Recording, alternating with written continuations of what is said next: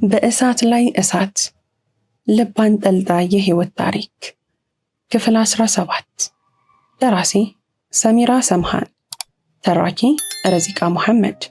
ለቻናላችን አዲስ ከሆናችሁ ላይክ፣ ሼር እና ሰብስክራይብ በማድረግ ቤተሰቦቻችን እንድትሆኑ በአክብሮት እንጋብዛችኋለን። ሁዘይም ከሄደ 2 ወራት ተቆጠሩ። ስልክ ስደውልለት እኔን አያናግረኝም። ኦበይድን ካልሆነ እሱን እንዳገናኘ ይጠይቀኛል። በአንድ ቀን ጠዋት ከኦበይድ ጋር ሱብሂን ሰግደን ስንጨርስ በዚህ ሰዓት ስለሚነሳ እንዲያናግረው ደወልኩለት። ለሱ ብዬ ሳይሆን ድምፁን ለመስማት ነው። ላውድ አድርጌ ሰጠሁት። ባባ ዛሬ መጣ? የኦበይድ ብዙ ጊዜ ጥያቄው ነው። በዚህ ሰዓት ሳላውቀው እንደማስመለስ አለኝ እና ወደ መታጠቢያ ክፍል ተንደረደርኩ። ማሚ ኦበይድ ጠራኝ። ሁዘይምን እመጣለሁ ሀቢቢ። ማሚ ምን እየሰራሽ ነው አለው። ኦበይድም ስልኩን ይዞ ወደ መታጠቢያ ክፍል ገባ። እንዲወጣ በእጄ ብነግረውም ሕፃን ነው መች ገባውና። እናም የማስመለሱ ቀፋፊ ድምፅ በስልኩ መስመር የተሰማ ነው። ነስሊ አንቺ ድምፅ የሚሰማው ምን ሆነሻል? ንገሪኝ። ኦበይድ ስልኩን ስጣት፣ አናግረኝ። ነስሊ ምግብ አልተስማማሽም ነው? ምን በልተሽ ነበር? ምንድነው? ንገሪኝ። ከተጣጣቁኝ በኋላ ፊቴን በፎጣ እያደራረኩ በረጅሙ ተንፍሼ ስልኩን ተቀበልኩኝና አሰላሙ አለይኩም በድጋሚ በረጅሙ አየር ሳብኩ። ዋልኪ ሰላም። ምን ሆንሽብኝ? ላውድ ስለነበረ ኦበይድ እንዳይሰማ እየቀነስኩት ደህና ነኝ አልኩት። ሞት ቀረሽ ትንቅንቅ ቢሆንም እንኳ አስመለሰኝ። ሁዘይም እንዲያናገረኝ ሰበብ መሆን ችሏል። አልሐምዱሊላህ። ምግብ ተመርዞብሽ እንዳይሆን። እኔም በጣም እንደተጎዳ ሰው ሆንኩኝ መሰለኝ። ትልቁ ነገር ትኩረቱን ማግኘት ነው። ከእንግዲህ በየደቂቃው እንደሚደውልልኝ እንዲሁ ደመ ነፍሴ ነገረኝ። ሀያቲ ለመጀመሪያ ጊዜ ነበር ያለኝ። ፈገግ እያልኩ በአንድ በኩል ትወነውም አለ። ነአም። በዛሽ ቅጽበት ሮሚዮና ጁሊየት ሆነ። ምን በልትሽ ነበር? ምንም፣ ትናንት ቀን ላይ እንደበላሁ ነበር አልኩት በልብ እየሳኩ። መደንገጡ በሚያስታውቅ መልኩ ለምን እራት አልበላሽም? ያው አንተም ዝም አልከኝ። እኔም ማናገር አልፈለግም። ብቻ ምግብ ሰሞኑን እየበላሁ አይደለም። ድምፄን ቀነስ አደረግኩት። ኦበይድ ሽቅብ ስጪኝ ስልኩን ማሚ ላናግረው ይለኛል። የኔና የሁዘይም ወሬ መዳረሻ እንደጠፋ ማን በነገረው? እሺ ወደ ክሊኒክ ሂጃ። ለኦበይድ ስልኩን ሰጠሁት። ከተከታታዮቹ ሰዓታት በኋላ ኦበይድን ትምህርት ቤት አድርሼ ወደ ሆስፒታል ሄድኩኝና እርጉዝ እንደሆንኩኝ ተነገረኝ። 2ኛ ልጅ መንገድ ላይ ነው። ወዲያው ነበር ለሁዘይም የደወልኩለት።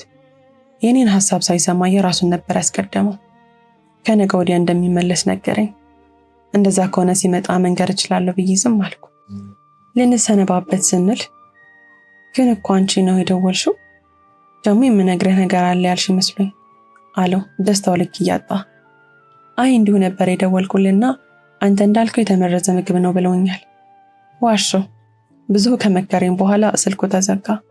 ስራ ስላልነበረ ወላጆቹ ቤት ሄጄ አመሸሁኝና ለእናቱ ከዶክተር የተነገረኝን ነገርኳት።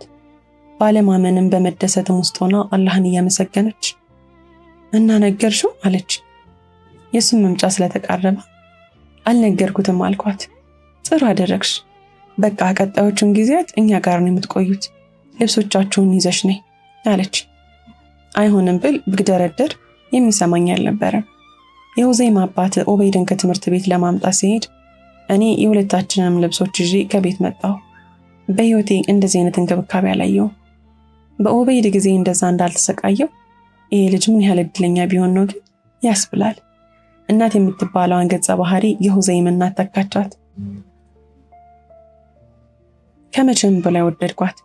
በቃ ነፍሴ በሐሴት ተሞላች እና የሁዘይም መምጫ ቀኑ እስከሚደርስ ድረስ ለሞዴል የተቃረብኩት እስከሚመስለኝ ቆንጆ እንክብካቤ ነበር ያገኘሁት።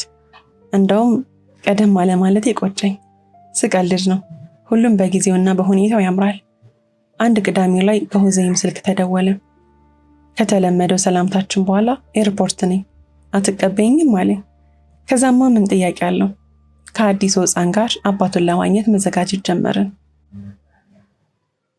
ከሂካም ጋር ኤርፖርት ደረስን። ኡበይድ ከአያቱ ጋር የአያቱን ጓደኛ ለመዘየር ሄደዋል። በነገራችን ላይ ኡበይድ መልኩ አቲፍን ይመስል እንጂ ሰው በተለየ መልኩ ይቀርበዋል። ያው በሁዜም መንገድ ላይ ነውና ካገኘው ጋር ሁሌ መግባባትና የመወደድ ባህሪ ያለው። ለዚህም ነው አያቱ የሁዜም አባት ይዞት ይሄደው። ከመጣንበት ታክሲ ወርደን ወደ ውስጥ ገባንና በአይን የፈለገው ጀመር። ሂካም በስልክ የት ነህ? በየት በኩል? እኛ መግቢያው ጋር ነን፣ ከደረጃው ሊፍት በስተቀኝ የመሳሰሉትን እያለችው ልታገኘው ትሞክራለች። ነገር ግን ከስልኩ መስመር ንግግር የኔ አይን ቀድሞ ኦሮሚዮን አየሁት። ከደረጃው ሊፍት ላይ እየወረደ እናቴ ይሄው እየመጣ ነው አልኳት። ደረጃውን ጨርሶ ወደኛ እየመጣ ነበርና በትንሹም ቢሆን እርምጃ በሚመስል ሩጫ ወደሱ ተንደረደርኩ። ኧረ በአላህ ነስሊ ቀስ እያልሽ። እናቱ ነበረች። ስደርስ የኤርፖርት እና የባቡር ጣቢያዎች ወግ ነው መሰለኝ። አቅፋሽ ከረከረኝ። ሁለት ዙራ ዙሮ እያወረደኝ ኡሚዬ ሰላም አለይኪ አቀፋትና ትከሻዋን ሳመ። ወአለይኩም ሰላም የኔ ውድ ልጅ እንዴት ነህልኝ? ሲላቀቁ ግንባሩን ሳመችውና ሻንጣውን እየጎተተ ከኤርፖርት ወጣን። መኪና ውስጥ ከሹፌሩ ጎን እናቶኛ ጋር ደግሞ ከኋላ ወንበር እንደተቀመጥን ወደኔ ዞሮ ከእግሬ እስከ ራሴ ያየኝ። ምንድን ነው አልኩት በማፈር ወደ መስኮቱ እየዞረ። ምንም የተለወጠ ነገር እንዳለ እያስተዋልኩ ነው። ደግሞ ማሻአላህ ክብደት ጨምረሻል። ሆ አሽሟጠጥኩ። ሂካም ዘወር ብላ ይሄ ደመ ነፍስ ሰው ከዛስ ሌላ የምትለው ነገር የለህም ማለችና እኔና እሷ ተጠቃቀስን፣ ሳቅን። ሁዜም አይ ኡሚ ግን አልወፈረችም? እውነቴን እኮ ነው ጉንጮቿ ምናምን እያለ ቤት ደረስን። ይሆናል ምናልባት አለችው። ቤት እንደገባን ኡበይድስ በጣም ናፍቆኛል የት ነው አለኝ። ከአባትህ ጋር ፋሩቅን ለመዘየር ሄደዋል አለችው። እንደዛ ከሆነ በቃ ገብቼ ልታጠብ አለና ወደ ክፍሉ ገባ። አዎ እኛም ብዙ ስራ አለብን ሂድ። ከሄደ በኋላ ድምፁን ቀነስ አድርጋ ዛሬ አክስትሽን ኒራንና ሁሉንም ጠርተን ብንነግራቸውስ? ከዛ ንግግሯን ሳትጨርስ ሁዜም ከመኝታ ክፍሉ መጣራት ጀመረ። ሀያቲ በቃ አቤት በይውና ነይ ስትመጪ እንነጋገራለን አለች። ለጥሪው ምላሽ እየሰጠው ስገባ ምንድነው የማየው ሲለው ጠየቀኝ። ምን አልኩት ግራ እየተጋባው። ከዚህ በኋላ እዚህ ልንኖር ባልሆነ ልብሶችሽስ እንዳለ እዚህ እኮ ናቸው። አዎ እናቴ እዚህ የምትቆዩት ብላለች። ምን ይሆን? አረ ደስ ብሎኝ ነው። ግን አንድ ያላወቅኩት የተፈጠረ ነገር አለ አይደል? ራሴን ባሉን ታንቀሳቀስኩ። ወዳለሁበት የተጠጋ አረ ደብቀሽ ሞተሻል። ይልቃውን ንገሪኝ ምንድነው የተፈጠረው? የክፍሉ በር ተንኳኳ። ይግቡ እኔ ነበርኩ ያልኩት። ከጥያቄው ለማምለጥ እናቱ ነበረች በሩን ከፍታ አንገቷን ያስገባችሁ። ጀመራችሁ እንግዲህ ኡበይድ የለም ብላችሁ አቋረጣትና ኡሚ ደግሞ ወላሂ ምንም አላደረግንም ይሁን እስኪ አሽሟጠጠችና ላውን አንድ ጊዜ ልውሰዳት አለችው። አውርተን አልጨረስንም። እኔ መጣው እናቴ ብያት ቀድሜያት ወጣሁ። ሂካም ገልመጣ አድርጋ ሰዶነ የለም እንዴ አለችው። ሐላሌ ናት እኮ ብትሆንስ? በሩን ዘጋችበት። አመሻሽ ደርሶ ብርሃን በጨለማ ስልጣኑን ሲነጠቅ ጨለማም ሰዓቱን ጠብቆ ለማስተዳደር ከነጯ ጨረቃ ጋር ሲጣመር ምሽቱ ተበሰረ። ከዋክብት ደመቁ። ነገሩን ለማጀብ ለመስማማት ብለው የተሰየሙና የተሰደሩ አብሳሪዎች ይመስላሉ። ኡበይድና ሁዜም ከኢሻ ሰላት እየተመለሱ ነበር። ሳሎን በስፍራ ላይ ከተሰደሩ ምግቦች ራቅ ብለው ተቀመጡ። አቢና አምር ተከተሉ። እያለ ሁሉም ተሰብስቦ እራት በልተን ጥግ ይዘን ቁጭ አለን። በሐሪስ ማለትም በሁዜም አባት ንግግር እርጉዝ መሆን የተነገረ። አያት ልንሆን ነው በድጋሚ። ከወንድሜ ከአቢና ከአጎቴ ጋር በአጠቃላይ ሁሉም ከተፈቀደለት ጋር እየተነሳ መተቃቀፍ ያዘ። ሁዜም አፉን ይዞ ዝም አለ። ጥርሴ እንደተገጠመ ለሚመለከቱኝ ፈገግ እያልኩ ሁቢ ምን ነው ዝም አልክ አልኩት። በእጅ ክንፉን ገፋ እያደረግኩ። አላመነም። አይኖቹን ባያቀረሩ አንድ ነገር ሊናገር ሲል ሁዘይም መብሩክ የኔ ልጅ አያት አደረከኝ። ቀሪ ሀያታችሁን አላህ በረካ ያድርገው። አቢ ነበር። ከእሱ ጋር ተቃቀፉ። ወከባ ብቻ ነበር፣ ግርግር። ኡበይድ ነገሩ ሳይገባው ሽቅብ የሁላችንንም አይን እየተመለከተ ካገኘው ሰው ጋር ይተቃቀፋል። የእሱ ሁኔታ ሁሉንም አሳቀ። አልሐምዱሊላህ ሁሉም ነገር አልፎ እንዲህ እንድናወራና እንድንደሰት ላደረገን ጌታ ጥራትና ምስጋና ይገባው። ደስታሽን ስላየው ደስ ብሎኛል የኔ ውድ። ትክክለኛ ውሳኔ ነበር። ከአልጋው ጠርዝ ጋር ቆሞ ቁልቁል እንዳጎነበሰ አልጅን በጆሮ ያንሾካሾከ። ብንን ስል በጨለማ ከተሸበበ መኝታ ክፍል በሁዘይም እቅፍ ውስጥ ነኝ። ምንም ነገር የለም። ህልም አሊያም ቅዠት ነበር። ግን ጊዜያት በእርምጃ መሳይ ሩጫ ተንደርድረዋል። እኛም ከአዲሷ አንስት ልጃችን ጋር ወደ 8ኛ ወር ተጠግተናል። ስራ አትስሪ ብባልም ቤት መቀመጥ ስላለመድኩ እንደ ትልቅ ጭቆና ተቆጥሮብኛል። ስለዚህ ማንም በውሳኔ ሊገባ አልፈለገም። ግን የተለየ እንክብካቤ ጋር በተለይ ሁዘይም፣ የኔ ሁዘይም በዚህ ልክ ደስተኛ ሲሆን አይቼው አላውቅም። በየደቂቃው መልእክት ይልክልኛል። ናፍቀሽኛል። አስተግፊሩላህ በላት አላዝን። ቆይ ዛሬ ስራ ላይ አይደለህም? ጨርሻለሁ። አንቺስ? ለዛ ነው የምታደርገኝ። እኔ አሁን ወደ ቤት ልሄድ እየወጣሁ ነው። እኔም ወጣሁ። የኔ ልበቢስ ልጁ እንዳትረሳ። ለማንኛውም ታዛዥ ነኝ ልዕልቴ። እየሳኩኝ ስልኩን ቦርሳዬ ውስጥ ከትቼ ከወንበሩ ላይ ተነሳውና ቢሮውን ቆልፌ ሂራን ተሰናብቼ ስወጣ የሁዘይምን መኪና አየሁት። ኡበይድ ከኋላው የመኪና መስኮት አንገቱን አውጥቶ ማሚ ጠራኝ። ሁዘይም ከመኪና ወርዶ አጠገቤ ደርሶ ለእርዳታ እጁን እየዘረጋ እጄን ሰጠችው። ውድዬ ከመቼው መጣህ አልኩት ፈገግ እያልኩ። ቁልቁል በእዝነት እያየ መልእክት ስልክልሽ እዚህ ነበርኩ አለኝ። አንተ? ወደ መኪናው ገባው። እሱም ወደ መሪው ተመለሰና ገብቶ ማሽከርከር ጀመረ። ከኡበይድ ጋር የተጫወትን ቤት ደረስን። አሱር አዛን እያለ ነበር። እኔና ሂካም ሰግደን እነሱ መስጂድ ሄዱ። ሰግደን እንደጨረስን ወደ ክፍሌ ገብቼ ተኛሁ። ስራ ስለዋልኩኝ ማንም የተቃወመኝ አልነበረም። እንዲሁ ጋደም እንዳልኩኝ ሁዘይም መጣ።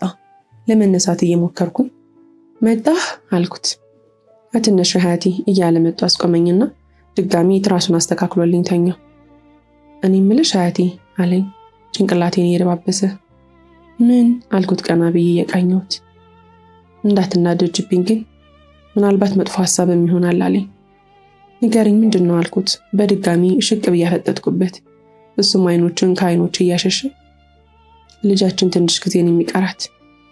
አዎ ከአላህ ጋር ኢንሻአላህ አልኩኝ። እኔ እና አንድ ያገኘሁት ለ15 ዓመታት በዓለማዊም ሆነ ኢስላማዊ ትምህርት ላይ የሚሰራ መርከዝ አለና ነገ ኡበይድን መርከዝ ለማስገባት እያሰብኩ ነው። ከዛ በፊት ደግሞ እንዲሁ የአባቱን ቀብር አስጎበኘዋለሁ። ሁዘይም እንደዚህ ሲል ልፍስፍስ ያለው ሰውነቴ በአንድ ጊዜ ተቀያየረ። የመጀመሪያው አቅም ማጣቴ በታደሰ ጉልበት ሌላ ሰው ሆንኩኝ። ማለት አይኖቼ ተጉረጠረጡ። ሀያቲ እንደሱ አይደለም ስሚ። ሳላስጨርሰው ምኑን ልስማ? የ6 ዓመት ልጄን ከኔ ስለመለየትህ ነው ወይስ ቀብር ስለማስጎብኘት? ምን ፈለክ? ኧረ በአላህ እንደሱ እኮ አይደለም። ተወኝ እሺ። አሁን ደህና ስላልሆንኩኝ በቃ ተወኝ። ማለት ደህና አይደለሁም በቃ። ወዲያው እንዳጣሁት ነበር የተሰማኝ። በስንት ትግል ከወላጆቼ ሳልነጥቅ ያስቀረውትን ኡበይድ ዛሬ ደርሶ ይህንን ሲነግረኝ ሌላ ሀሳብ ውስጥ ገባሁ። የእሱ ሀሳብ እኮ እኔ መስማማበት የሚችል ነው፣ ግን ደግሞ በነገረኝ መንገድ መጥፎ ነገር እንድገነዘብ አደረገኝ። ተክዞ እንደተቀመጠ ቆይ ልጅ ስላልሆነ ነው አይደል አልኩት። ድንገት ተነስቼ እሱም ደንገጥ ብሎ አረ በአላህ ምንድን ነው የምታወሪው? እኔ መቼ እንደዛ ወጣኝ? የግድ እኮ ቃል በቃል መናገር የለብህም ገብቶኛል። በጊዜ ልታርቀው ፈልገህ። ሀያቲ እንደዛ አይደለም። እኔ በቃውን እሄድልሃለሁ። ካልጋው ወረድኩና ቁምሳጥኑን ከፈትኩት። ልብሶቹና የአይኖቼን እንባ ቁልቁል እያራገፍኩኝ ሻንጣዬን አዘጋጀው።